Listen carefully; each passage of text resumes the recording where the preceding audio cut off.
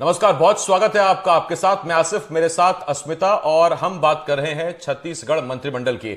विष्णु देव साय की टीम ने शपथ ले ली है। विष्णु के नवरत्न अब औपचारिक तौर पर वो मंत्री हो गए हैं। और बड़ी खबर, छत्तीसगढ़ में विष्णुदेव साय कैबिनेट का विस्तार हो गया है। 9 विधायकों ने मंत्री पद की शपथ ले ली। राज्यपाल विश्वभूषण हरिचंदन ने सभी मंत्रियों को मंत्री पद की शपथ दिलाई। बृजमोहन अग्रवाल, रामविचार नेताम, केदार कश्यप, लखनलाल देवांगन, श्याम बिहारी जायसवाल, लक्ष्मी राजवाड़े, ओपी चौधरी, टंकराम वर्मा सभी ने शपथ ले ली है। राजभवन के दरबार हॉल में शपथ ग्रहण समारोह हुआ और एक लंबा इंतजार जो किया जा रहा था कि कौन मंत्री बनेगा, कब शपथ होगी, तो आज उसका जवाब मिल गया। 9 मंत्री भी सामने आ गए हैं और इसके साथ साथ 9 जमा 2 उप मुख्यमंत्री, 1 मुख्यमंत्री, यानी कुल 12, 9 2 11 और 1 12, और एक अभी भी पद खाली है। 13 मंत्री हो सकते हैं मुख्यमंत्री को मिलाकर, और ऐसे में एक पद खाली है। तो फिलहाल 9 विधायकों ने मंत्री पद की शपथ ले ली है। बिल्कुल, और आसिफ क्योंकि लंबा इंतजार किया जा रहा था, लेकिन बीजेपी जिस तरह से यहाँ पर रणनीति बनाती हुई नजर आती है, ये भी देखने वाली बात है कि 13 तारीख को मुख्यमंत्री और उप मुख्यमंत्रियों ने शपथ ली और उसके बाद से इंतजार किया जा रहा था कि आखिर मंत्रिमंडल में किसका किसका नाम शामिल होगा, कौन कौन होगा। लेकिन ठीक 9 दिन बाद 9 नाम की घोषणा और यहाँ पर शपथ ग्रहण समारोह आज हुआ, और जिसको लेकर अब काफी ज्यादा कार्यकर्ता और समर्थकों में उत्साह भी देखने को मिल रहा है। लोगों की भीड़ वहां पर इकट्ठा हो चुकी है। राजभवन में सभी लोग वहां पर एक दूसरे को घेरे हुए हैं, बधाइयों का तांता लगा हुआ है। लेकिन अब सवाल यह भी बनने लग गया है कि आगे की रणनीति क्या होगी, पोर्टफोलियो किसको क्या मिलेगा, कैसी जिम्मेदारी दी जाएगी और किस तरह से यहाँ पर बीजेपी अमल करती हुई नजर आएगी। लेकिन यहाँ पर यह भी एक गौर करने वाली बात है आसिफ की, जिस तरह से बीजेपी की तरफ से जो भी फैसले लिए जा रहे हैं, काफी गुपचुप तरीके से यहाँ पर फैसले लिए जा रहे हैं। किसी को भी कुछ भी नहीं मालूम होता है। जितने भी जो इवन खुद बल्कि जिसको जिम्मेदारी दे दी जाती है मंत्रिमंडल में शामिल किया, वो भी ये नहीं जान पाता है कि मुझे मंत्रिमंडल में जिम्मेदारी मिलने वाली है। और ऐसे में अब जो आगे की सवाल उठ रहे हैं, जो चर्चाएं हैं पोर्टफोलियो को लेकर, आगे की रणनीतियों को लेकर, इस पर भी यही नजर बनी होगी कि आखिर आला कमान आगे और क्या फैसला लेने वाला है। गोपनीयता से पर्दा कब उठेगा। बेटा, इसे दूसरी तरीके से अगर देखें तो एक होता है गुपचुप फैसले लेना और एक होता है कि फैसले ले लेना और उसकी सीक्रेसी बरकरार रखना। तो आप ये देखिए कि सरगुजा में अगर लक्ष्मी राजवाड़े आती हैं या बस्तर से कोई मंत्री केदार कश्यप आते हैं, तो रायपुर पहुंचना उनका इतनी जल्दी संभव नहीं है। तो लक्ष्मी राजवाड़े के बारे में खबर यह है कि उनको कल ही फोन आ गया था मुख्यमंत्री विष्णुदेव साय का, और साफ साफ कह दिया था कि आप तैयार हो जाइए मंत्री पद के लिए, शपथ के लिए। तो लेकिन उन्होंने भी कुछ बोला नहीं, और उसके बाद मुख्यमंत्री खुद सामने आए थे और उन्होंने मीडिया को बता दिया था कि कौन कौन मंत्री बनने वाले हैं। तो सीक्रेसी बहुत बरकरार रखी गई। ठीक कहा आपने अस्मिता। मयंक चतुर्वेदी, वरिष्ठ पत्रकार, इस वक्त हमारे साथ जुड़ रहे हैं इस पैनल में, और कुछ और खास मेहमान भी हमारे साथ जुड़ेंगे, लेकिन चर्चा की शुरुआत कर रहे हैं। मयंक सर, बहुत स्वागत है आपका। और सबसे पहला सवाल तो मेरा आपसे यही है कि इस मंत्रिमंडल विस्तार में जातीय, क्षेत्रीय किन किन समीकरणों को आप सधता हुआ देख रहे हैं? देखिए, इसमें सबसे पहला तो जो समीकरण दिख रहा है, जो आज 9 लोगों ने जो शपथ ली है, उसमें एक मैसेज तो ये है कि जिस क्षेत्र से, जिस संभाग से सबसे ज्यादा सीटें आई हैं, उस संभाग से सबसे ज्यादा मंत्री बने, और वो है सरगुजा संभाग। सरगुजा संभाग से 4 लोगों को, 4 विधायक मंत्री बनाया गया है। इसके अलावा सारे ही लगभग देखिए जातिगत समीकरणों को इस मंत्रिमंडल में जगह दी गई है। मुख्यमंत्री से लेकर के और जो मंत्री बने हैं उसमें एसटी के भी एक मंत्री हो गए हैं, ओबीसी के हैं, सामान्य वर्ग से तो उप मुख्यमंत्री भी हैं। तो कुल मिलाकर के सामान्य वर्ग से एक बृजमोहन अग्रवाल जी को भी जगह दी गई है। तो कुल मिलाकर के क्या है कि वर्ग तो सारे संभाल लिए गए बस, लेकिन केवल एक चीज ये दिख रही है कि इसमें 3 जो लोकसभा क्षेत्र हैं उनसे किसी को जगह नहीं मिली है मंत्रिमंडल में। तो हो सकता है कि आगे इसकी भरपाई या तो संसदीय सचिव के रूप में या कोई आयोग या उसका अध्यक्ष बना करके पूरी की जाए। और वो 3 जो लोकसभा क्षेत्र हैं वो जांजगीर है, महासमुंद है और कांकेर है। इन 3 लोकसभा क्षेत्र से किसी को जगह नहीं दी है। और बाकी आप देख रहे हैं कि जातिगत समीकरण पूरी तरीके से बीजेपी ने संभाला है, इसमें कायदे से सभी को जगह दी है। इसके अलावा एक नए और पुराने का कॉम्बिनेशन भी किया है। सबसे ज्यादा जो गौर करने वाली बात है वो ये है कि छत्तीसगढ़ में एक चर्चा ये थी कि जो वरिष्ठ नेता हैं, बीजेपी के जो वरिष्ठ नेता हैं, उन्होंने एक अपनी सेकंड लाइन तैयार नहीं होने दी है। तो जब ये बात घूम फिर करके आने लगी कि बार बार ये पब्लिक डोमेन में भी ये चलने लगा और कार्यकर्ताओं में भी ये बात आने लगी कि सेकंड लाइन तैयार नहीं की है, तो आप देखिए कि केंद्रीय नेतृत्व ने क्या किया है कि सेकंड लाइन, जो थर्ड लाइन और फोर्थ लाइन में जो लोग थे उनको सीधे फर्स्ट लाइन में लिया। अब ये एक मैसेज कार्यकर्ताओं को भी गया है कि भाई किसी को भी कभी भी कोई मौका मिल सकता है, बस वो केवल अपनी शिद्दत से पार्टी के लिए काम करता रहे। लक्ष्मी रजवाड़े के बारे में किसी ने अनुमान नहीं लगाया था कि वो मंत्री बन जाएंगी, या आपके टंकराम वर्मा जी के बारे में किसी ने का अनुमान नहीं था कि वो मंत्री बनेंगे। और आप देखिए कि जो जमे जमाए मंत्री, जो कद्दावर नेता कहे जाते थे, उन लोगों को इसमें मंत्री नहीं मिले। धर्मलाल कौशिक जो कि प्रदेश के भाजपा के अध्यक्ष भी रहे हैं, आपके कई मंत्री, पूर्व मंत्रियों को जगह नहीं मिली है और नए मंत्रियों को जगह दी गई है। तो कुल मिलाकर के पार्टी ने एक मैसेज दे दिया है कार्यकर्ताओं के लिए भी और जनता को भी। पार्टी जो है नए और पुराने चेहरों के साथ एक अच्छा शासन देने का प्रयास कर रही है। बिल्कुल, यहाँ पर समावेश बैठाने की जो कोशिश की जा रही है नए और पुराने चेहरों की, वो यहाँ पर भरपूर देखने को मिल रही है। सुनील कौशिक जी जुड़ चुके हैं, पॉलिटिकल एनालिस्ट हैं हमारे साथ। तो सुनील जी, आपसे मेरा सवाल ये है कि नए लोगों को मौका तो दिया जा रहा है, यहाँ पार्टी ये भी दिखाती हुई भरोसा नजर आ रही है कि अगर आप नए हैं, अभी अनुभवी नहीं है, उसके बाद भी आपको हर किसी को मौका दिया जाएगा। लेकिन जो अनुभवी हैं और उन अनुभवी शख्स को मौका नहीं मिला है, उनका क्या? देखो, अनुभवी जो व्यक्ति हैं, नेता हैं, उनकी देख रेख में संचालन किया जाएगा। अब पीढ़ी बदलने का है मोदी गारंटी को पूरा करना। मोदी जी ने जो गारंटी दी उस पर जनता ने विश्वास किया और छत्तीसगढ़ में बीजेपी को बम्पर बहुमत दिया। आज तक जो बहुमत नहीं दिया था, हम जनता के विश्वास पर खरा उतरने की कोशिश करेंगे और मोदी जी की जितनी गारंटियां हैं उसको पूरा करेंगे। पुराने और नए चेहरे का गठबंधन बनाया गया है। नए चेहरों की संख्या ज्यादा है। लक्ष्मी रजवाड़े 31 साल की उम्र में मंत्री बन रही हैं। बहुत अच्छा है, जो नए चेहरे हैं वो जनता से सतत संपर्क में, साक्षात संपर्क में रहे हैं और इससे जनता की समस्याओं के बारे में उनको ज्यादा जानकारी है। और पुरानों का जो अनुभव है और उनका जो होश है और नयों का जोश, ये मिलकर छत्तीसगढ़ को विकसित करेंगे। ये थे हमारे साथ बृजमोहन अग्रवाल जी, जिन्होंने अभी मंत्रिमंडल की शपथ ली है और कब कैबिनेट मंत्री के तौर पर उन्हें कौन सी जिम्मेदारी दी जाती है, इसके लिए अभी थोड़ा सा इंतजार करना पड़ेगा। कैमरा पर्सन प्रवीण साहब। बिल्कुल, यहाँ पर होश और जोश के बात करी जा रही है और होश और जोश के ही माध्यम से प्रदेश को विकसित करने की और प्रगति पर बढ़ाने की बात कही जा रही है। सुनील जी, क्योंकि आपसे सवाल था और लगातार जो आप जवाब दे रहे थे वो हम सुन नहीं पाए, अब मैं चाहूंगी कि आप अपना जवाब पूरा करें। तीनों प्रदेशों में पीढ़ी बदलने का काम और मैसेज बीजेपी ने दिया है। प्रदेश में देखिए, बड़े कद्दावर नेता रहे शिवराज सिंह जी, सिंधिया को देखिए राजस्थान में। तो एक संदेश तो देना ही चाह रही है बीजेपी, और ये भी बड़ा महत्वपूर्ण है। 2014 के बाद पहले हम लोगों को विश्व सूत्रों से पता चल जाता था कौन मंत्रिमंडल में शामिल होगा कि नहीं होगा, और 24 घंटे नहीं, 2-2, 3-3 दिन पहले पता चल जाता था। अब ये थोड़ा सा लग रहा है कि जब से मोदी और अमित शाह की टीम आई है, तब से बताना बहुत मुश्किल है, जानना बहुत मुश्किल है। सारे काम अब बंद लिफाफे में होने लगे हैं, विस्तार से मीटिंग होती है। रिटायरमेंट ले लिए सर? हाँ, सूत्रों ने रिटायरमेंट ले लिए।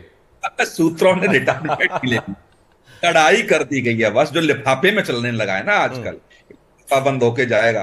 अब कल मैं राष्ट्रीय कार्यालय में BL संतोष साहब मीटिंग ले रहे थे, पता ही नहीं चल रहा था कि BL संतोष साहब क्या कहना चाह रहे हैं, बिल्कुल संकेतों में। और फिर दोबारा आज भी शायद संगठन की मीटिंग BL संतोष साहब ले रहे हैं। तो निश्चित तौर से ये कह सकते हैं कि जो पहले सूत्र हुआ करते थे, अब कहेंगे, व्हाट्सएप करेंगे, मैसेज करेंगे, फोन पे वार्ता, अब कुछ है ही नहीं है। अब तो लिफाफा बंद, चीट दे दी और आपको दे दिया गया। ये तभी सील लगी रहती है और जिस स्तर पे वो सील टूटी फिर उसी की शामत आई। मैं सुनील जी आपसे एक सवाल पूछना चाह रहा हूं सर। मेरा सवाल ये है कि कांग्रेस और बीजेपी में यही मूल अंतर पाते हैं क्या आप? अगर कांग्रेस में बघेल मंत्रिमंडल को आप देखें तो उमेश पटेल एक नए चेहरे थे, युवा थे, उनको मंत्रिमंडल में जगह मिली थी। लेकिन सब जानते हैं कि उमेश पटेल किस बैकग्राउंड से आते थे या उनके पिताजी कांग्रेस में क्या हैसियत रखते थे, और नतीजा उनको मंत्रिमंडल में जगह दी गई। वो एक वहां पर एक पॉइंट समझ में आता है। लेकिन लक्ष्मी राजवाड़े के नाम पर बार बार चर्चा इसलिए हो रही है क्योंकि बहुत युवा हैं, यंग हैं, और उन्हें खुद शायद यकीन नहीं होगा 2 दिन पहले तक कि उन्हें मंत्री बनाया जा रहा है। ये बीजेपी में ही संभव है? नहीं, बिल्कुल। और कई ऐसी बार हुआ है। जब मोदी जी का पहली बार मंत्रिमंडल का विस्तार हुआ था, बहुत से मंत्री ऐसे थे कि उनके पास कपड़े भी नहीं थे पहनने के लिए। डिस्ट्रिक्ट मजिस्ट्रेट ढूंढ रहे थे कहां है वो क्षेत्र में। कई बार चर्चा उस समय हुई। तो ये होना भी चाहिए राजनीति में। लेकिन निश्चित तौर से पार्टी के लिए जिन्होंने काम किया है समर्पित होकर के, और यहां तक जो पार्टी को लेकर के आए हैं, उनको भी आप डिनाई नहीं कर सकते हैं। उनकी भूमिका भी बहुत महत्वपूर्ण होनी चाहिए कि उन्होंने भी अपने पसीने से इस पार्टी को सींचा है। केवल उनको साइडलाइन में कर देंगे तो निश्चित तौर से मुझे लगता है कि 2024 का चुनाव प्रभावित होगा। और जो भी तीनों राज्यों की बात करें या आप मध्य छत्तीसगढ़ की बात करें, आप देखिए ना, यदि सामान्य वर्ग से विजय शर्मा जी आते हैं तो ओबीसी से साहू साहब आते हैं और विष्णुदेव जी एसटी समाज से आते हैं। यदि पूरे मंत्रिमंडल का वही इसी से यदि आप कहेंगे कि सामान्य ओबीसी और एसटी का इसमें भी बड़ा फॉर्मूला रखा है कि मुख्यमंत्री सहित 3 लोग समाज से हैं, 3 उप मुख्यमंत्री के साथ हैं, ओबीसी उप मुख्यमंत्री 6 लोग हैं। तो ओबीसी की जहां बार बार राजनीति की जा रही है और ओबीसी की जो लड़ाई हो रही है, यहाँ भी आप देखेंगे कि उप मुख्यमंत्री से 6 लोग हो गए मंत्रिमंडल में। ये जो फॉर्मूला छत्तीसगढ़ में दिखा है, मुझे लगता है कि वो राजस्थान में और मध्य प्रदेश में भी ऐसा ही फॉर्मूला दिखेगा। लेकिन ये बिल्कुल सीधा सीधा संदेश बीजेपी की बड़े नेताओं ने दे दिया, कह सकते हैं कोर्ट में दे दिया कि अब पीढ़ियां बिल्कुल यहाँ एक संदेश तो दिया है, लेकिन संदेश पार्टी के नेताओं को भी यहाँ पर देती हुई बीजेपी नजर आ रही है मयंक जी, क्योंकि एक नई फौज तैयार करती हुई बीजेपी दिख रही है, नए लोगों को मौका दे रही है, यानी कि वो नई फौज है। और जो पुराने लोग हैं, तो जो पुराने लोग होते हैं अक्सर ये भी देखने को मिलता है कि अब हम हैं और हमारे आगे अब कोई नहीं है। ये भी कहीं ना कहीं बीजेपी चकनाचूर करती हुई नजर आ रही है उन लोगों के मन से। जी बिल्कुल, जैसा कि बीजेपी ने टिकट वितरण के दौरान ही ये संकेत दे दिए थे कि जो पुराने झंडावरदार हैं या जो ये मान करके चलते हैं कि वो ही बीजेपी हैं, ये मिथक तो बीजेपी ने टिकट वितरण के दौरान ही तोड़ दिया था। अब रही बात जब मुख्यमंत्री के चयन की जब बारी आई, तब भी ये स्थिति रही। जिन लोगों का नाम मुख्यमंत्री के लिए लिया जा रहा था, खैर साय साहब का भी नाम था, लेकिन उसमें अगर हम संख्या देखें तो पुराने दिग्गजों की संख्या ज्यादा थी बनिस्बत नए की। उसके बाद उप मुख्यमंत्री में भी बीजेपी पार्टी ने चौंकाया लोगों को कि भाई नए लोगों को मौका दिया है। विजय जी बिल्कुल नए हैं, अरुण साहू जी भले ही कद्दावर नेता रहे हैं, पुराना उनको अनुभव है, राजनीतिक अनुभव है, लेकिन नए और पुराने का कॉम्बिनेशन उन्होंने उप मुख्यमंत्री के चयन के दौरान ही बता दिया था पार्टी ने कि नए और पुराने का कॉम्बिनेशन रहेगा। और वही स्थिति नए जो मंत्रिमंडल बना है उसमें भी दिखाई दी। अब आप देखिए कि 3 जो मंत्री बनाए गए हैं वो पहली बार विधायक बने हैं, तो इसका मतलब ही ये है कि सबके लिए मौके पार्टी दे रही है बीजेपी। और ये एक तरीके से देखिए एक कैडर को मजबूत करने की भी कोशिश है। बीच में एक छत्तीसगढ़ में एक चर्चा ये चली थी कि पुराने लोगों को ही बार बार मौका मिलता है, नए लोगों को मौका नहीं मिलता है। पिछले से पिछला 2018 का जो विधानसभा चुनाव था, वो बीजेपी के हारने की मुख्य वजह ये भी थी कि लोग पार्टी से नाराज नहीं थे, पार्टी के कामकाज से भी नाराज नहीं थे।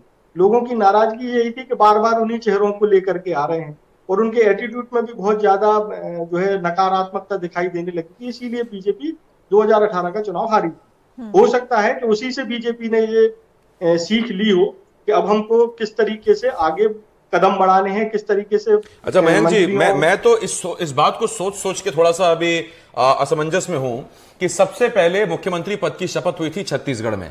विष्णुदेव साय जब सीएम बने तो चूंकि पार्टी की वो कमान संभाल चुके हैं, अध्यक्ष रह चुके हैं, सांसद हैं, एक पुराने नेता हैं, तो ये कयास लगाने लगे सब लोग जिन हम कथित सूत्रों की बात करते हैं कि शायद मध्य प्रदेश में भी कोई ऐसा ही एक नेता तैयार किया जाएगा, राजस्थान में भी कोई एक नेता तैयार किया जाएगा।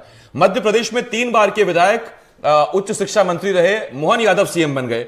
फिर लगा कि हो सकता है कि 2-3 बार का शायद मुख्यमंत्री राजस्थान में बने, वहां पहली बार का विधायक भजन लाल शर्मा को उठा के वहां मुख्यमंत्री बीजेपी ने घोषित कर दिया।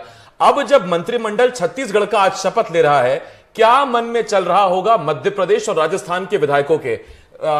केवल आपको लगता है कि सब बस भगवान के हाथ सामने जोड़े खड़े होंगे कि अपना नंबर आ जाए भैया? जिस तरीके अगर पिछला ट्रैक रिकॉर्ड देखें तो बीजेपी लगातार लोगों को, न केवल आम जनता को बल्कि पार्टी के नेताओं को भी चौंकाती रही है। अगर आप इन जितने भी ये मंत्री बने हैं आज, उनसे अगर पूछा जाए तो सबसे वरिष्ठ जो मंत्री बनाए गए उनमें बृजमोहन अग्रवाल जी हैं। अगर बृजमोहन अग्रवाल जी से भी अच्छे से बात की जाए या उनके मन की बात जानी जाए तो हो सकता है वो ये कहें कि शपथ ग्रहण के पहले तक उनको भी भरोसा नहीं था कि वो मंत्री बनने वाले हैं, या ये कहें कि उनको सूचना देने तक। तो आज स्थिति बीजेपी की ये है कि कोई केवल हम लोग कयास लगा सकते हैं। और ये हो भी सकता है रायपुर के विधायक हो सकता है सबसे आखिरी में उन्हीं को बताया हो, क्योंकि लक्ष्मी राजवाड़े को तो कल फोन पहुंच गया था। जी नहीं नहीं, वही तो कह रहे हैं कि जो केवल ऊपर से जो मैसेज आया उन्हीं को पता होगा, ठीक। तब तक ही पता चला होगा, उसके पहले तक तो कोई अनुमान लगा ही नहीं सकता है। बिल्कुल संभव यहाँ पर कुछ भी हो सकता है सुनील जी, क्योंकि अब देखने को मिल रहा है ना, जिस तरह से अभी हम सवाल जवाब में ये भी चर्चा कर रहे थे कि नए लोगों को मौका मिल रहा है, मिथक है जो पुराना वो तोड़ने की कोशिश की जा रही है। एक समय था जब चर्चाओं में 45 वर्ष से ऊपर या फिर 50 वर्ष से ऊपर, और अभी भी ये चीज देखने को मिलता है, युवा नेता में काउंट किया जाता है उन लोगों को, लेकिन बीजेपी यहाँ पर असली युवा कौन है ये भी लोगों को बताती हुई नजर आ रही है। नहीं बिल्कुल, और इसके एग्जाम्पल कई हैं। आप देखिए ना, उत्तराखंड का सबसे युवा मुख्यमंत्री है, चुनाव मुख्यमंत्री बना, चर्चाएं भी नहीं थी, और पार्टी के बड़े नेताओं ने उनकी भूमिका रही चुनाव हराने के लिए कि हम दिग्गज नेताओं को मुख्यमंत्री नहीं बनाया, इस बार चुनाव हरा देंगे तो निश्चित तौर से मुख्यमंत्री नहीं बन सकते, और चुनाव हारने के बाद मुख्यमंत्री बने। उत्तर प्रदेश में एग्जाम्पल आप देखिए, उप मुख्यमंत्री चुनाव हार गए। अब चुनाव हारने के बाद तो कोई गुंजाइश बनती नहीं ना मंत्रिमंडल में, देखा जाएगा कि एमएलसी बनाएंगे कि नहीं बनाएंगे, उससे पहले ही उप मुख्यमंत्री उनको बना दिया। तो ये संदेश, एक लॉबी जो है, मैं कह सकता हूं गुजरात लॉबी ये संदेश देना चाहती है देश की राजनीति में। मैं लॉबी इसलिए कह रहा हूं कि सारे फैसले वहीं से होते हैं। कांग्रेस में और भारतीय जनता पार्टी में राष्ट्रीय अध्यक्ष का कोई मतलब नहीं रह गया है, कहीं से फैसले होते हैं, सारा देश जानता है। तो संदेश है कि जो हमारा है वो हमारा है, यदि चुनाव आप हार भी जाएंगे, जनता आपको नकार भी देगी, तब भी हमारा आशीर्वाद है, तब भी आप सत्ता में बने रहेंगे। ये भी कुछ लोग संदेश दे रहे हैं, और यही है। आप देखिए मध्य प्रदेश के चुनाव में शिवराज सिंह चौहान की को जीत का श्रेय तो जाएगा ही जाएगा। इतना बड़ा, केवल आप ये कहें कि सिर्फ मोदी जी की वजह से जीत हुई है, ये कोई मानने के लिए तैयार वहां की जनता भी नहीं है। बिल्कुल। फिर भी शिवराज सिंह चौहान को करके ठीक है, आपने संदेश दे दिया कि दूसरी पीढ़ी आएगी, नई पीढ़ी आएगी, 18 साल मुख्यमंत्री रह लिए, लेकिन कोई कयास हम लोग भी ये लगा रहे थे कि 2024 तक तो मुख्यमंत्री रखेंगे ही। जनता ने बहुत ज्यादा समर्थन उनको दिया है, हो सकता है कि मुख्यमंत्री 2024 के बाद हटा दें। लेकिन वही तो चीजें हैं सर कि जब आप उत्तराखंड की बात करते हैं तो फिर हरियाणा में आप देखिए, जो विधायक भी नहीं थे और सीनियर नेता थे उनको उठा के मुख्यमंत्री बनाया था, संघ परिपाटी से आते थे। ये बिल्कुल ये बड़ा असमंजस से भरा हुआ चीज है। मैं सुनील सर आपसे एक सवाल पूछने जा रहा हूं। जब हम बीजेपी के तमाम फैसलों की तारीफ कर रहे हैं तो एक सवाल मेरा यह भी उठता है कि इसे बीजेपी में स्ट्रैटेजी का नाम दें या एक बड़ी बारीक और महीन लकीर है, पार्टी का सत्ता का केंद्रीकरण होना, उसका एक सेंट्रिक हो जाना 2 नेताओं तक या 3 नेताओं तक, या हम इसे कहें कि यह स्ट्रैटेजी है। इसे क्योंकि बहुत बारीक लकीर है, मैं उसी पर आपसे सवाल पूछना चाहता हूं। नहीं देखिए, जो आपने सवाल पूछा है, निश्चित तौर से जब कोई परिवार चलता है तो आप देखिए, जब मुखिया स्ट्रांग होता है और मुखिया जो निर्णय लेता है वो सर्वमान्य नहीं होता है तो विघटन होता है। आप कांग्रेस में आप देखेंगे, अभी ज्यादा दिन नहीं हुए हैं कि जब पंजाब में जो प्रकरण कैप्टन साहब और सिद्धू को बीच चल रहा था, तो सिद्धू साहब मिलते हैं प्रियंका गांधी और राहुल गांधी से, कैप्टन साहब मिलते हैं सोनिया गांधी से। राजस्थान में आप देखिए गहलोत मिलते हैं सोनिया गांधी से और राहुल गांधी से मिलते हैं सचिन पायलट। तो जब ये बिखरने लगे और लोगों को लग जाए कि 2 जगह या 3 जगह सत्ता है, तो निश्चित तौर से फैसले लेने में बहुत कठिनाई होती है। बिल्कुल सीधा सा जाता नहीं और निर्णय भी नहीं हो पाते। तो ये संदेश बीजेपी दे रही है कि नहीं, देखिए निर्णय यहां से होंगे, लेकिन दिखाने के लिए बाकायदा संसदीय दल की मीटिंग होगी, राष्ट्रीय महासचिव की मीटिंग होगी। ऐसा लग रहा है कि सारा सर्वसम्मति से निर्णय लिए जा रहे हैं, लेकिन जहां मेरा तजुर्बा है कि कोई निर्णय नहीं है, निर्णय सिर्फ एक ही जगह से होते हैं, और वो कैसे होते हैं वो पूरा देश जानता है। लेकिन फिर भी इसलिए आज ठीक है कि कांग्रेस ने दूसरी पीढ़ी को डेवलप नहीं होने दिया, इसलिए कांग्रेस हाशिए पे चली गई। इसमें ये अब दिखने लगी है कि चलो एक जगह से तो सत्ता चली रही है, पर इनको ये भी है कि दूसरी पीढ़ी भी हमें तैयार करनी है, या दूसरी पीढ़ी पर हमने ध्यान नहीं दिया तो ऐसी स्थिति हमारी कांग्रेस जैसी न हो जाए। तो वही है बिल्कुल। अब उनको चाहे रबर स्टाम्प कहिए जो मुख्यमंत्री बनाए गए हैं अभी, या कुछ भी कहिए, राजस्थान में आप देखिए पहली बार का विधायक और मुख्यमंत्री बनता है, कोई तजुर्बा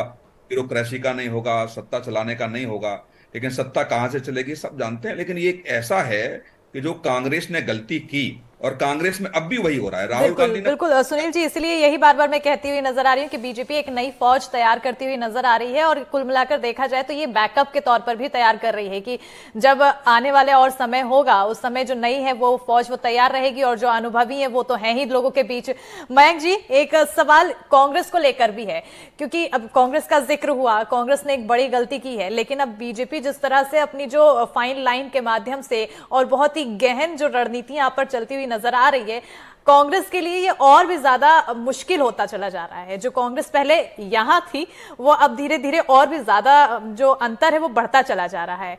बीच में आम आदमी पार्टी भी आई, कहा जा रहा था कि आम आदमी पार्टी एक नया चेहरा बन जाएगी, नई पार्टी बन जाएगी, लेकिन बीजेपी अपनी सारी रणनीति से इन सभी को पीछे करती दिखाई दे रही है। देखिए, पहले भी ये बातें होती रही हैं कि आम आदमी पार्टी के आने से यहाँ के हालात कुछ बदलेंगे, एक तीसरा विकल्प मिलेगा छत्तीसगढ़ के लोगों को। लेकिन शुरू से अगर आप ग्रामीण क्षेत्रों में जाएं चाहे शहरी क्षेत्रों में जाएं, आम जनता से मिलें, तो एक क्लियर कट मैसेज था कि छत्तीसगढ़ में चुनाव केवल और केवल बीजेपी और कांग्रेस के बीच में हो रहा है। तीसरी किसी पार्टी की जगह थी नहीं, तीसरे किसी प्रत्याशी की भी जगह नहीं थी। आप अगर पूरे 90 विधानसभा सीटों का एक एनालिसिस देखेंगे तो आप देखेंगे कि कोई भी तीसरे दल का व्यक्ति दूसरे पोजीशन पर भी नहीं है लगभग, जहां तक हमारी जानकारी है। सारे लोग बहुत पीछे हैं, केवल हर सारे जगह मुकाबला कांग्रेस और बीजेपी के बीच में हुआ। हाँ, कुछ राउंड की जो है काउंटिंग के दौरान आदिवासी जो गोंडवाना गणतंत्र पार्टी है वो आगे रही, और एक पार्टी ने जीत हासिल की, गोंडवाना गणतंत्र पार्टी ने एक सीट भी ली है। लेकिन ओवरऑल देखा जाए तो फाइट आम आदमी पार्टी के लिए कोई स्पेस थी नहीं। अब आते हैं दूसरी इस बात पर कि आपने जैसा पूछा कि कांग्रेस ने के लिए क्या विकल्प रह जाता है, तो इस सबसे बड़ी चीज तो ये है कि बीजेपी ने जो माहौल बना दिया है उसके सामने कांग्रेस का आने वाले 10 साल में हमको लगता है कि वापसी कर पाना बड़ा मुश्किल है। बीजेपी अब देखिए, हिंदुत्व का जो मामला है, राम मंदिर का जो मामला है, जो अगले महीने जो है उसका उद्घाटन है राम मंदिर का, तो आपको क्या लगता है कि पूरे देश में एक ऐसा माहौल बनेगा कि जो हिंदुत्व की ऐसी लहर को लेकर के आएगा कि बाकी दलों के लिए बहुत मुश्किल होने वाली है। अभी से छत्तीसगढ़ में माहौल बनने लगा है, तो लोकसभा चुनाव तो खैर सीधा सीधा उसके नतीजे अभी से दिखाई दे रहे हैं, लेकिन विधानसभा चुनावों में भी अगले 10 साल तक हमको नहीं लगता कांग्रेस फाइट करने की स्थिति में है, क्योंकि आप देखिए कि कांग्रेस में हार के बाद लोग एक दूसरे पर आरोप लगा रहे हैं। जिनको टिकट नहीं मिला था वो भी आरोप लगा रहे हैं, और केवल स्थानीय नेताओं पर आरोप नहीं लग रहे हैं, जो नेता पर्यवेक्षक के रूप में छत्तीसगढ़ भेजे गए थे उन पर भी पक्षपात के आरोप लग रहे हैं और तरह तरह के लेन देन के आरोप लग रहे हैं। तो अभी कांग्रेस जो है आगे रणनीति बनाने की स्थिति में है ही नहीं। कांग्रेस तो अभी केवल अपनी समस्याओं से निपट ले, उसमें ही उसका बहुत सारा समय जाने वाला है। बिल्कुल। मयंक जी, एक सवाल है मेरा आपसे। एक प्रत्याशी लक्ष्मी राजवाड़े के बारे में चर्चा की, मैं एक मंत्री और हैं टंकराम वर्मा, उनके बारे में जरा बातचीत करना चाहता हूं। केदार कश्यप के निजी सचिव रहे रमेश बैस साहब, अब तो राज्यपाल हैं, पहले लगातार सांसद रहे रायपुर के, उनके निजी सचिव रहे। तो ये फीडबैक पहुंचता कैसे है? ये इतने ग्राउंड लेवल पर चीजें जाती कैसे हैं? ये इतनी गहन जानकारी जुटाई कैसे जाती है कि एक ऐसा भी कार्यकर्ता है उसको भी टिकट दिया जा सकता है, उसको भी मंत्री बनाया जा सकता है, भले ही वो आपके सांसद का निजी सचिव रहा हो? देखिए, इसके बारे में तो हमको लगता है कि ये बीजेपी के लोग ज्यादा बेहतर तरीके से बता पाएंगे। लेकिन एक चीज आप देखिएगा कि केवल टिकट वितरण और मंत्री बनाए जाने में ये पैटर्न नहीं दिख रहा है। ये पैटर्न आप देखिए कि जो पुरस्कार, भारत रत्न, पद्म पुरस्कार जो मिल रहे हैं उसमें भी ये पैटर्न दिख रहा है कि जो चर्चित लोग हैं उनके अलावा जो नेपथ्य में चले गए लोग हैं और अच्छे कलाकार हैं या जो देश या समाज के लिए कुछ कर रहे हैं उनको ढूंढ ढूंढ करके लाया जा रहा है। तो ये तो आपको मानना पड़ेगा। वहां तो ये बात बहुत वाजिब और अच्छी लगती है कि ऐसे लोगों को पुरस्कार मिलना चाहिए, लेकिन राजस्थान के सीएम के तौर पर ये एग्जांपल फिट बैठ जाएगा कि भजनलाल शर्मा के बारे में तो शायद खुद भजनलाल शर्मा नहीं सोच पा रहे होंगे कि कल मैं राजस्थान का मुख्यमंत्री। नहीं, ये चीज तो कोई भी नहीं सोच पा रहा है। आपको क्या है, छत्तीसगढ़ में क्या विजय शर्मा जी को मालूम था? क्या उनको एहसास था कि वो उप मुख्यमंत्री बनने जा रहे हैं? उनको भी तो बड़े आश्चर्य वाली बात थी। या लक्ष्मी रजवाड़े जी को नहीं मालूम होगा तो वो मंत्री पद की शपथ लेंगी। आपको बता दें कि लक्ष्मी रजवाड़े जी से एक बार हमारे टीम के जरिए संपर्क हुआ था। उस दौरान उन्होंने जो अबोधता से चीजों की बातचीत की थी, उससे हम लोगों को लगा कि ये तो बहुत नई राजनेता है, और आप देखिए कि आज वो मंत्री बन रही हैं। तो ये तो बड़ा आश्चर्य करने वाला है। बीजेपी शुरू से चकित करती आई है और हमको लगता है कि ये चकित करने का क्रम आगे भी बिल्कुल। जारी रहेगा। ठीक है बिल्कुल। अस्मिता, इस पे एक चीज है, अगली बार से कभी भी कोई फोन आए कि मैं फला जगह से छोटा कार्यकर्ता बोल रहा हूं बीजेपी का, तो बड़े सम्मान के साथ और बहुत ध्यान से उसकी बात सुननी है, न जाने कल क्या पार्टी क्या उसे हो जाए, पद उसको संभाल दे क्या और आप छोटा जिम्मेदारी कार्यकर्ता मिले। समझे। बिल्कुल। सुनील जी, क्योंकि चौंकाने की बात कही जा रही थी, तो अब एक सवाल ये भी मन में आया है, क्योंकि जिन लोगों की सक्रियता रही है, लोगों को भरोसा भी उन लोगों पर रहता है, नए लोगों पर भरोसा करना थोड़ा मुश्किल होता है। समय के साथ साथ, काम के साथ साथ जब देखेंगे कि अच्छा ये किस तरह से जमीनी स्तर पर काम कर रहा है, तब जाकर लोगों को कहीं ना कहीं भरोसा होगा। तो ऐसे में क्या ये माना जाए कि लोकसभा चुनाव के बाद फिर तब्दीली कुछ देखने को मिलेगी?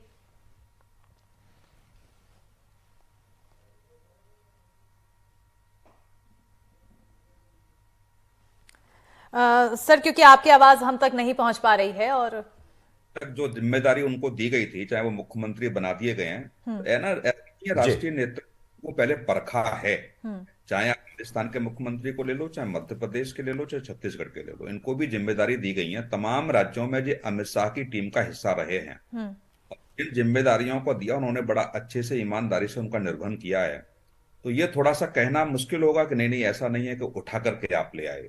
जरूर निश्चित रूप से जांचा परखा गया होगा और ये देखा गया होगा कि पार्टी के प्रति वो कितने वफादार होते हैं। मुख्यमंत्री ऐसा पद नहीं है, तमाम ऐसे निर्णय होते हैं जहां मुख्यमंत्री को सिर्फ कान में या इशारे में ही कहा जाता है। यदि एक ऐसे नए नवेले को मुख्यमंत्री बना देंगे, थोड़ा सा मुझे लगता है मुश्किल होगा।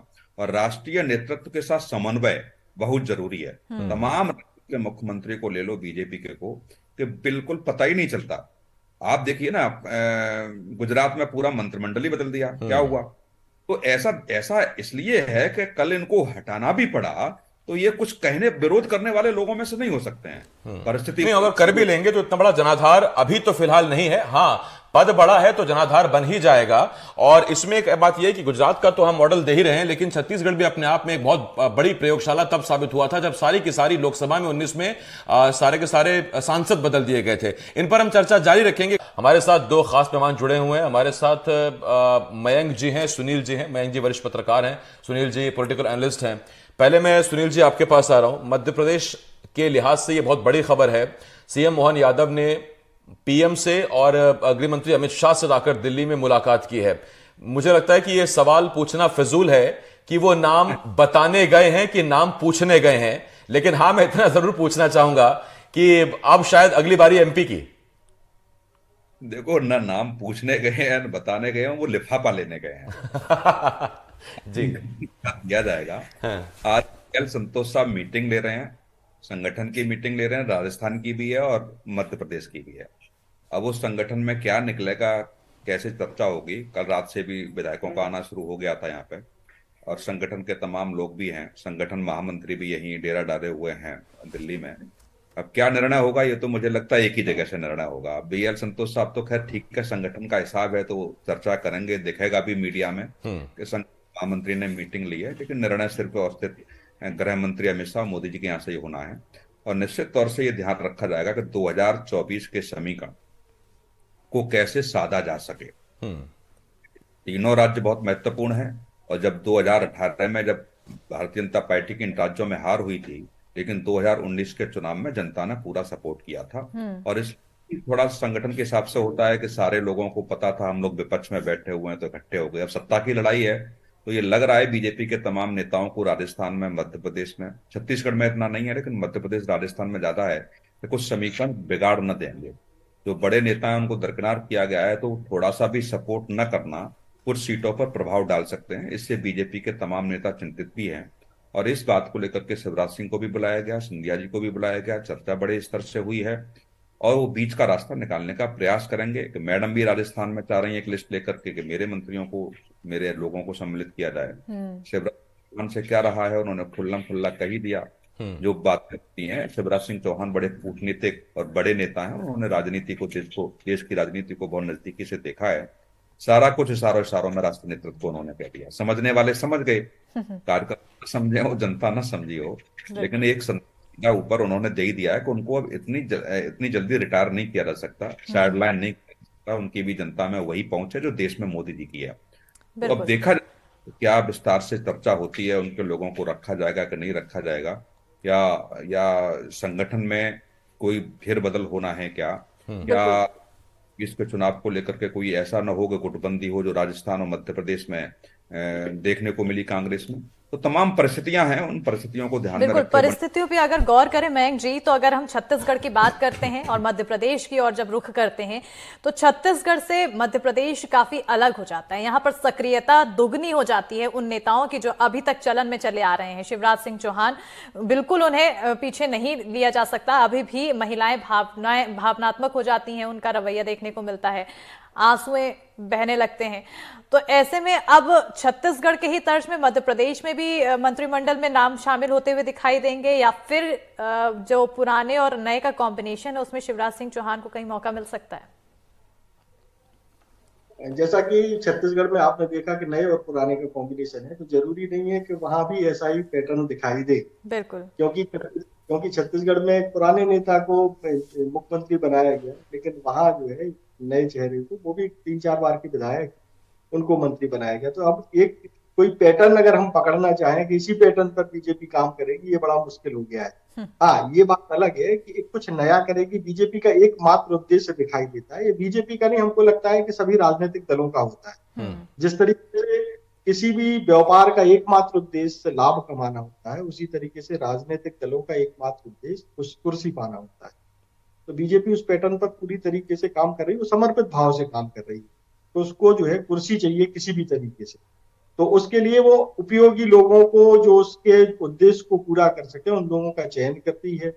अब देखिए कि विधानसभा चुनाव निपट गया है, अब अगले साल जो है आपका लोकसभा चुनाव है, तो उस लोकसभा चुनाव को ध्यान में रखते हुए लोगों का चयन किया जाएगा कि जो ज्यादा से ज्यादा सीटें दिला पाए। आप इधर देखिएगा कि केवल नेताओं का चयन नहीं हो रहा है कि वो सीटें दिलाएं, एक पब्लिक में एक मैसेज भी देना है इनको, कार्यकर्ताओं को भी एक मैसेज देना है, ताकि वो उत्साह के साथ आगे भी जुड़े रहें और बल्कि दुगने उत्साह के साथ काम करें।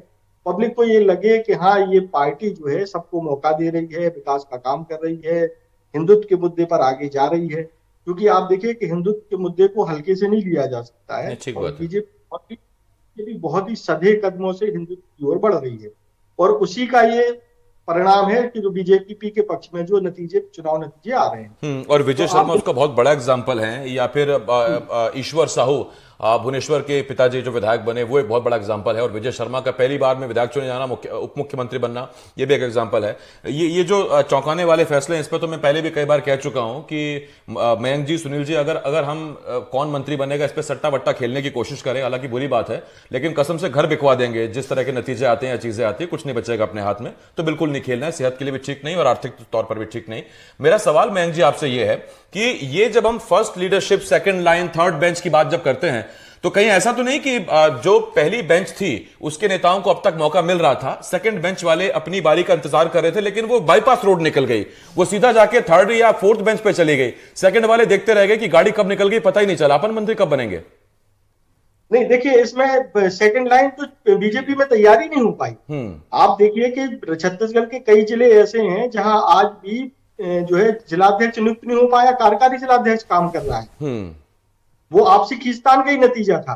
और वो जितने कद्दावर नेता थे जो अपने आप को मतलब बीजेपी मतलब वो एक पर्याय मानने लगे, जो पर्याय मानने लगे थे, वो सब साइड लाइन है। आप देखिएगा, अब हम बहुत सारे लोगों का नाम नहीं लेना चाहते हैं, लेकिन आप ये समझिए कि बड़े बड़े दिग्गज नेता साइडलाइन कर दिए गए हैं, बीजेपी ने कर दिया है, और बड़े तरीके से किया है। उनको रुष्ट भी नहीं किया है, उनको कोई ना कोई जिम्मेदारी दी है, और कुल मिलाकर के उनको ऐसी जगह फिट किया है कि वो यहाँ उछलकूद भी नहीं कर पाए और बीजेपी का काम भी हो जाए। तो बहुत ही कायदे से साइडलाइन किए गए हैं यहाँ नेता। और सबसे बड़ी चीज आप देखिए कि कोई भी नेता आज इस निर्णय के खिलाफ बोलने की स्थिति में नहीं है। क्यों? क्योंकि एक सेंट्रलाइज जो व्यवस्था जो आप बता रहे हैं कि जो सेंट्रलाइज व्यवस्था हो रही है, केंद्रीकृत हो रहा है निर्णयों का, जो निर्णय लिए जा रहे हैं, वो भी इसका एक बड़ा परिणाम है। अगर इसको क्षेत्रवाद में दिया जाता, अगर मान लीजिए कि छत्तीसगढ़ के निर्णयों को छत्तीसगढ़ के लोगों पर छोड़ दिया जाता, तो निश्चित तौर पर इस पर विवाद होता। आपको कई बयान मिल जाते दिग्गजों के जो इस निर्णय के खिलाफ होते, लेकिन चूंकि उन्होंने केंद्रीकृत कर दिया, अब सारे निर्णय ऊपर से हो रहे हैं, और ऊपर से भिड़ने का सामर्थ्य हमको लगता है कि किसी स्थानीय नेता में नहीं है। न केवल छत्तीसगढ़ बल्कि किसी भी राज्य में स्थिति नहीं है कि वो केंद्रीय नेतृत्व से भिड़ने की स्थिति में हो। आप राजस्थान में ले लीजिए, वसुंधरा राजे सिंधिया है, क्या कुछ इस निर्णय के खिलाफ कुछ बोल पाई क्या, या जो है नहीं, और इसके कयास वसुंधरा के ही लगाए जा रहे थे। शिवराज सिंह चौहान बड़े उस मामले में ऐसे रहे हैं कि आला कमान के सामने वो हमेशा से कहते रहे कि मोदी जी भगवान के अवतार बन के आए हैं जनता के लिए, लेकिन वसुंधरा तक ने कुछ नहीं कहा। उसको हम सुन सकते हैं। जुल्फिकार इस वक्त हमारे साथ है। बिल्कुल जुल्फिकार, क्योंकि अब मैं आपके और आना चाहूंगी। लगातार हम चर्चाएं तो कर रहे हैं बीजेपी की रणनीति को लेकर और कांग्रेस जिस तरह से हाशिए पे जा रही है उसको लेकर, लेकिन फिलहाल की ताजा तस्वीरें और किस तरह के अब हलचल देखने को मिल रही है। आपने जैसा मैं पूछा कि ताज़ा तस्वीरें, तो पहले ताज़ा तस्वीरें ही दिखा देते, क्योंकि यहाँ पर मंत्रिमंडल के गठन के बाद जो मंत्री हैं उनके जाने का सिलसिला शुरू हो चुका है। कुछ ही मंत्री यहाँ पर रुके हुए हैं। आप तस्वीरों में देखें कि यहाँ पे बृजमोहन अग्रवाल अभी नज़र आ रहे हैं और जो ओपी चौधरी नज़र आ रहे हैं। हालांकि अभी ओपी चौधरी काफ़ी मीडिया से दूर रह रहे हैं। हम कोशिश करेंगे, उनसे भी बात करने की कोशिश कर लेते हैं कि उनकी क्या प्रायोरिटी रहेगी। और बाकी तस्वीरों में आप देखें कि यहाँ पर गहमा गहमी मची हुई है, लोगों से मिलने का सिलसिला चल रहा है और जो मंत्री बने हैं उन्हें बधाई देने की सिलसिला जारी है। लगातार जो उनके समर्थक हैं वो वहाँ पे पहुँच रहे हैं। ओपी भैया, ओपी एक सवाल सिर्फ लाइव में आइए। ये ओपी चौधरी जी हैं, पूर्व IAS हैं और अभी मंत्री पद की शपथ आपने ली है। पहले तो कैसा महसूस कर रहे हैं और क्या प्रायोरिटी रहने वाली है? हमारी सरकार की जो प्राथमिकताएं हैं आदरणीय विष्णुदेव साय जी के नेतृत्व में, वह उसमें मैं अपना बेस्ट कंट्रीब्यूट करूंगा। मोदी की गारंटी को पूरा करना, माफिया राज से छत्तीसगढ़ को मुक्ति दिलाने के लिए जनादेश मिला, इसलिए माफिया राज को समाप्त करना और छत्तीसगढ़ को नई ऊंचाई पर हर दृष्टिकोण से पहुंचाना, ये हमारी सरकार की प्राथमिकता है और विष्णुदेव साय जी के नेतृत्व में हम अपना बेस्ट कंट्रीब्यूट करते हुए सब काम करेंगे। कलेक्टर रहते हुए एजुकेशन में आपने बहुत काम किया। राजधानी रायपुर में भी जब कलेक्टर रहे तो यहाँ पे कुछ बहुत इनोवेशन रहे। अब आप मंत्रिमंडल में जा रहे तो ऐसे वो तमाम इनोवेशन फिर से देखने को मिलेंगे? जो भी विभाग मुझे मुख्यमंत्री जी देंगे मैं अपना बेस्ट कंट्रीब्यूट करूंगा और हर जगह एक लॉन्ग टर्म प्लानिंग के साथ, एक नए विजन के साथ छत्तीसगढ़ को नई ऊंचाई पर पहुंचाने के लिए मैं अपना पूर्ण समर्पण के साथ काम करूंगा। ओपी चौधरी थे जिन्होंने कहा कि पूर्ण समर्पण के साथ और छत्तीसगढ़ को विकास की राह पर ऊंचाइयों पर लेकर जाएंगे। तो अभी मंत्री मंडल में जो लोग शामिल हुए हैं वो यहाँ पर मौजूद हैं और कुछ जा चुके हैं और उनके समर्थक यहाँ पे मौजूद हैं। बधाई का इस बीच जुल्फिकार, हर तरफ जब मोदी की गारंटी का जिक्र हो रहा है तो मैं आपसे सवाल पूछता हूं, अमित शाह की गारंटी का जिक्र क्यों नहीं हो रहा है? छत्तीसगढ़ में दो ऐसे नेता थे जिनके पक्ष में जब अमित शाह ने रैली की थी तो दोनों नेताओं के लिए अमित शाह ने एक बयान दिया था। जब विष्णुदेव साय के लिए पहुंचे थे तो उन्होंने जनता से कहा था इनको जिताइए, हमारे खास आदमी, इनको बड़ा आदमी बनाऊंगा। ओपी चौधरी के लिए रायगढ़ में अमित शाह ने कहा था कि इनको उन्होंने कहा था कि ओपी चौधरी को जिताइए, बड़ा आदमी बनाऊंगा। तो दोनों बड़े आदमी बन गए, विष्णुदेव साय भी और ओपी चौधरी भी। जुल्फिकार,